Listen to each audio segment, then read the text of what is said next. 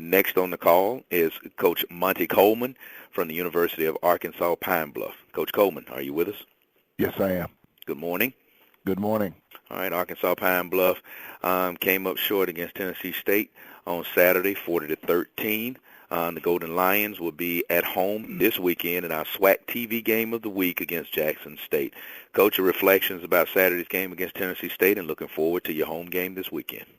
Well, first of all, we are definitely looking forward to our home game. We've been on the road, very long trips the last 3 weeks, and it didn't end up the road trips. We were 2-1 on the road trips and lost a very hard-fought game against Tennessee State. They are a very good football team, very well coached. Tale of two halves. I thought we played well. The first half, we jumped out on them at the first quarter, 10-0. Stopped them from a defensive standpoint, came back to second quarter, and didn't play very well. We went into at halftime 14-10, and came out and drove the football on them third quarter early on, and that's when our woes started. We didn't play well after the beginning of the third quarter. Once again, Tennessee State's a good football team, and I don't think the score really indicates how well we played. They made some plays, got some big plays, but overall, we played in spots well enough to win the football game. This week, we're glad to be at home. We're hosting Jackson State, a very good football team. Got a lot of respect for Coach Comagee, and we're just glad to be off the road to be able to play in front of our home crowd, and we're looking forward to this weekend.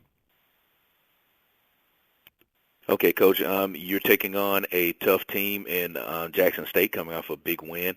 Tell us a little bit about your prep for that game. We'll start today. We'll watch our film from this last weekend, and we'll start preparing for them. I hadn't watched them on film a whole lot, just going on past history. Coach Comagee and his staff have done a great job with his team, getting them prepared, so I know they will be coming in ready to go. They're coming off a big win this weekend. And I know they want to keep it going to get back up in the mix of it on the east side. All right, questions for Coach Monte Coleman. Hey, Coach, it's Troy, the Democrat. You want Troy? Hey, your defense, were they a little bit humbled a bit Saturday night after, what they went through in the second half, and just kind of how were they doing after Saturday night, kind of immediately after it had been playing pretty well up until that point? Yeah. I mean, Tennessee State's a good football team, Troy. They played well. They mixed it up on us. We made some mental errors to add to the fire, and I think without the mental errors, we take away a lot of the things that they were doing. But once the mental errors was there, they capitalized on those, and with that, they went on to play a good football game. But I think if we take care of our business, and that's the thing that I told the team at halftime and after the game, basically we got to play our type football regardless of who we're playing. And, don't try to help your teammate before you do your job.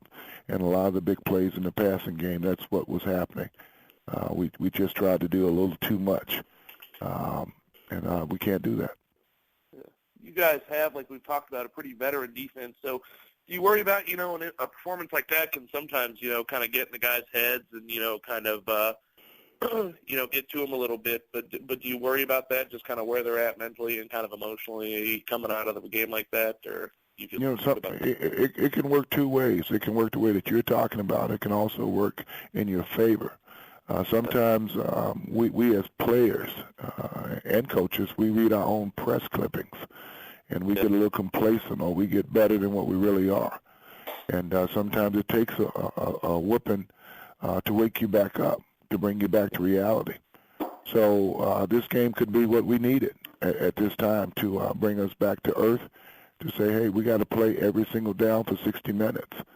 And that's the other thing that we talked about as a team is we've got to play every single play. We can't read our own press clippings. This season we've got a lot of football games left, and we've got to take them one game at a time and play well in each and every one of them. Yeah, and I saw that. I mean, I wasn't there obviously, but I saw that Xavier Lofton was kind of helped off. Is he okay, or did he ever go back out there? Or? Yeah, he played the entire game. They cracked on him a couple of times, and okay. little hip pointer, but he's fine. He'll be ready to play this weekend. Cool. All right, wasn't sure. Thanks, Coach. Yes, sir. Yeah, Monte, Roscoe Nance, how you doing? Good, Roscoe.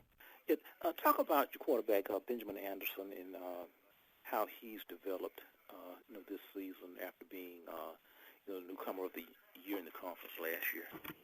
I thought, I know Ben he's matured considerably from last season. The one thing, he had 2 interceptions this game, but one kind of ricocheted off a guy's helmet and popped up in the air, and straight up in the air, and their defensive lineman was able to intercept that one. So, that's kind of one of those deals where you don't really blame the quarterback for.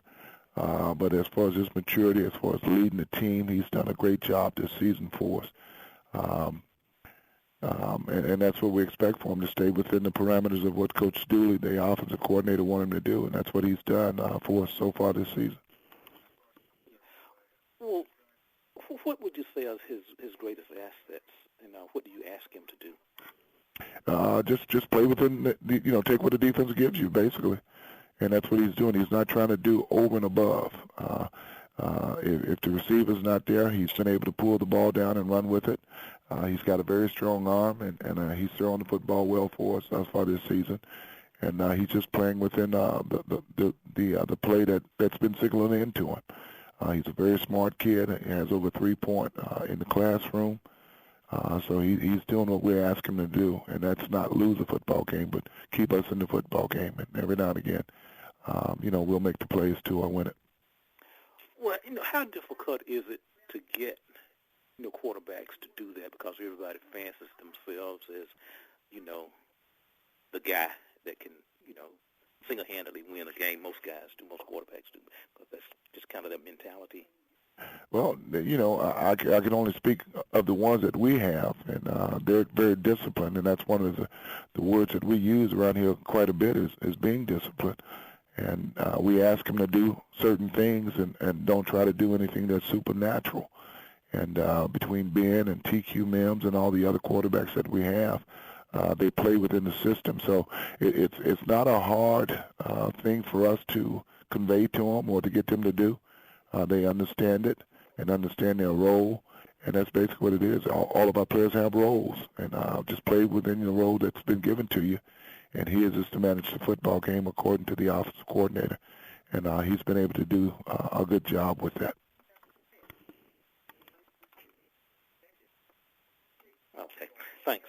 Okay, more questions for Coach Coleman? Coach, one quick question. Talk about your wide receiver, Ladarius Eckwood. He had a pretty good game for the second week in a row. 5 catches, 117 yards, and a touchdown. Eckwood is a young man out of the northern part of Arkansas.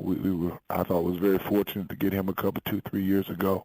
We redshirted him last year. He sustained a very vicious hit against Clark Atlanta 2 years ago, and never really rebounded from. He got a concussion, never really rebounded the way we wanted him to. So we kind of kept him out even last year with a hampered hamstring, and came in this year to camp in shape. He caught 110 passes his senior year, and that's the type of ball player that he is. He's actually sparked us a lot. He, like you said, he caught 5 passes for 117 yards this past game for 1 touchdown, and he played well for us the week before. Actually played well for the entire season. So he's an upperclassman that we're looking for his leadership to help lead us, and he's right now Ben's go-to guy, and he's catching the football and making things happen with it. So he's got to continue to do that.